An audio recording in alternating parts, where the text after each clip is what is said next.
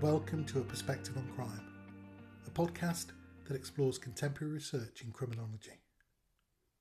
As is the nature of criminology, some areas of research can be disturbing and upsetting when exposed to. For most people, for scholars, law enforcement and lay people alike, child sexual exploitation is one such area.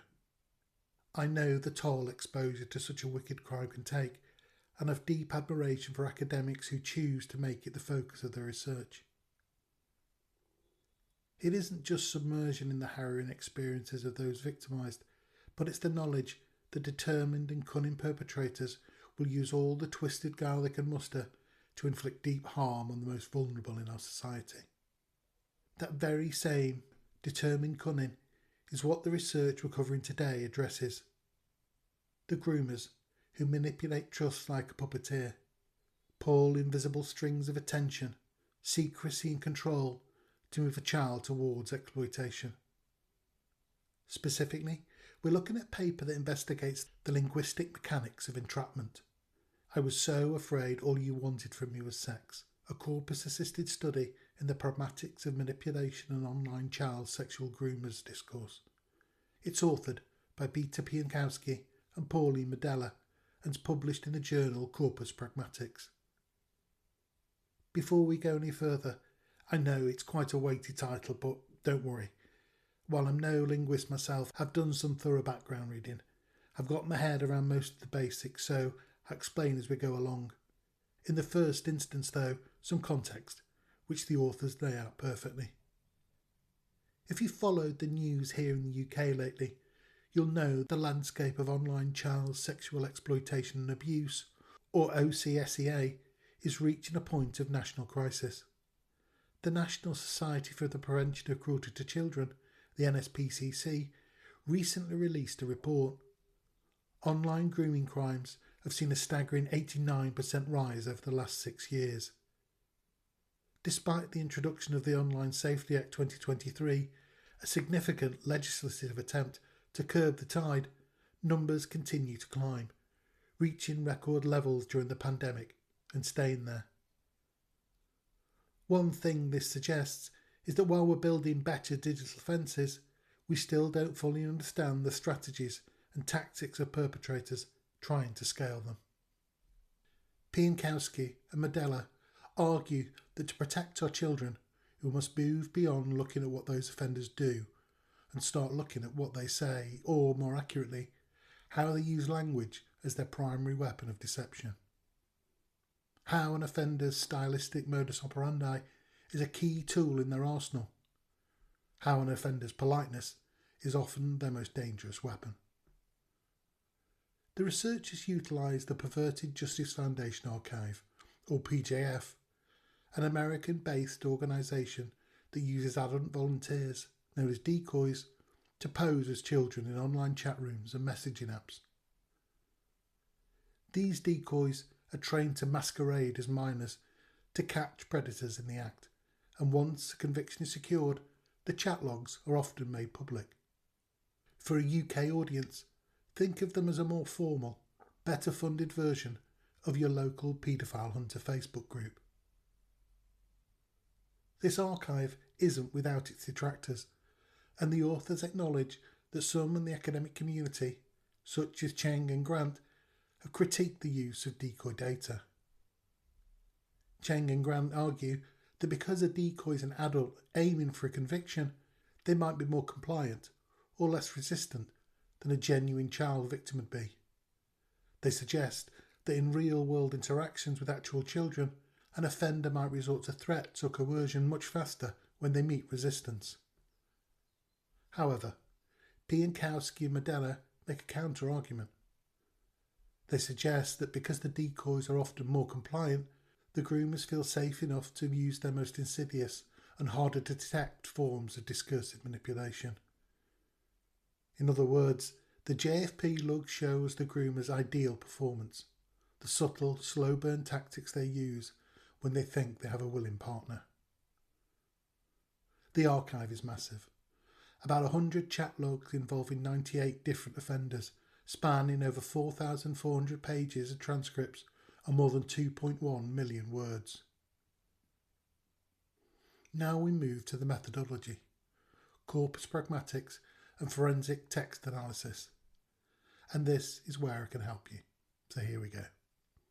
Think of corpus pragmatics as the study of large-scale language patterns to see how people use words to perform specific actions. It's a language as action approach. It's not just looking at the dictionary definitions of words, it's looking at the intent behind them. In the world of forensic linguistics, there is no Pinocchio's nose. There isn't one single word or phrase that someone uses only when they're lying. Instead, it looks for a stylistic modus operandi, for the patterns that emerge when you analyse millions of tokens, single words to you and me, of speech. What Pienczykowski and Madella found when they put this 2.1 million word corpus or data set under the microscope was a direct challenge to our traditional understanding of grooming. It revealed what they call the two great paradoxes of the grooming genre. The first of these is the transparency tactic. We often imagine an online groomer as someone desperately trying to blend in with their victim, using teen talk and mimicking the slang of a 13-year-old to pass as a peer. The data shows, however, a linguistic divergence. When the researchers looked at the use of what they call youth language markers, a kind of text speak, they found the offenders were significantly less likely to use them than the decoys were. The decoys, trying to sound like young people, use the abbreviation DON'T without an apostrophe 1,021 times. The offenders, they used it only 8 times. The decoys used can't, no apostrophe 81 times, and the offenders just twice. The offenders overwhelmingly preferred standard, mature spelling. They used the full word don't 169 times and the apostrophised can't 71 times. Even more telling is the use of the word you versus just the letter U. The offenders used the full word you 570 times per 10,000 words, while only using the shortcut you 24 times. The decoy, by contrast, used you 283 times per 100,000 words. Now this isn't a failure on the groomer's part, it's a choice. This is the first paradox, the transparency tactic. Instead of pretending to be a child, these offenders often identify as grown men from the very start. They might lie about their specific age, perhaps saying they were 30 when they were 50, but they are honest about the fact that they're adults. By maintaining a mature linguistic style, using standard spelling, proper punctuation and full word forms, they're inviting the child into an adult-to-adult relationship. They aren't trying to meet the child on the playground, they're trying to pull the child into the office. This creates a sense of what Pienczykowski and Madella describe as false transparency that's incredibly efficient at building trust. They illustrate this in the case of offender 4 in the study. He begins by building a rapport and then asks a pivotally dangerous question. Can I tell you a secret before you go? When the decoy says okay, he confesses his age. I'm not as young as I said before. I truly like you and I feel like I should just be honest. The performance of opening up and being truthful is a deceptive trust development technique. It makes the child feel special, as though they're the only one this adult can truly talk to. The lack of teen talk isn't a mistake, it's a hook. The transparency sets the stage for the second paradox, the polite abuser. To understand this, the researchers turned to Sorlin's manipulative discourse model. In forensic linguistics, they talk a lot about pragmatics, which is essentially the study of what people mean rather than what they say. Politeness in this context isn't necessarily about being nice. It can be a tool of power, a string to be pulled. Sorlin's model highlights 4 main tactics, and the first is the false enhancement of positive face needs. In linguistics, we all have face needs, Our positive face needs is our desire to be liked, valued and appreciated. Our negative face is our desire to be left alone, unimpeded. The polite groomer is a master of attacking the child with kindness. They flood the victim with praise and compliments, using them as social accelerators, a shortcut to intimacy. The study provides a chilling list of these. You're cute. You're a little cute. You've amazing eyes. You're one of the sweetest, most beautiful and intriguing girls I've ever met. These aren't just compliments. They create a sense of obligation. If someone is this sweet to you, the social convention, especially for a child, it dictates that you should be sweet back. It forces a sense of maturity before the child even knows what they're agreeing to. The second tactic in Sorlin's model is perhaps the most duplicitous. Insincere, self-faced threatening acts, or SFTAs. This is when the groomer victimises themselves to empower the child. They pretend to be vulnerable, embarrassed, or afraid of the child's judgment. By doing this, they create a cognitive illusion, manipulation dressed as humility. When an offender says, "I was so afraid all you wanted me for was sex," they're performing what they hope will be a linguistic sleight of hand. Suddenly, the middle-aged adult is the vulnerable one, and the 13-year-old child is the one with the power to reassure them. It gives the child a false sense of agency and free will. They feel like they're the mature one in the relationship. Other examples from the corpus, the transcripts, include offenders saying things like, "I'm worried you'll not like me, or you'll get tired of me. I was even kind of embarrassed in doing it."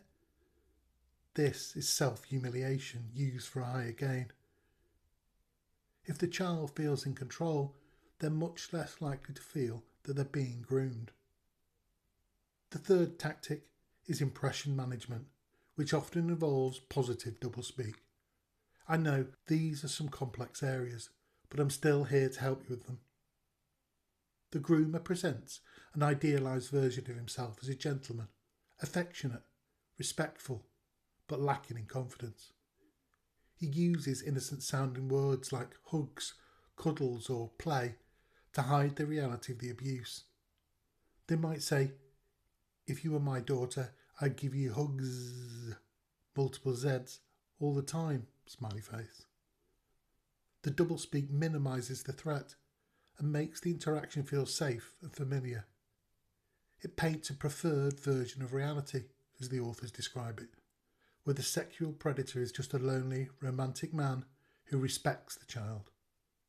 Finally, we see a hybrid form of politeness, a damage limitation technique. Making an explicit sexual request or comment, but immediately following it with a positive politeness marker to smooth it over. It's seen constantly in the PFJ logs. For example, "We both need sex, lol," or "Can I try and call you tomorrow? If you talk dirty, lol, kidding." By adding the lol or the kidding, the offender plants the seed of sexual communication, but immediately provides a way out for the child so that they don't feel threatened. It desensitizes the child. Over time, these hybrid moves make the abnormal seem normal and the dangerous seem playful. It's a way of smoothing out the boundaries of what's acceptable until those boundaries disappear entirely.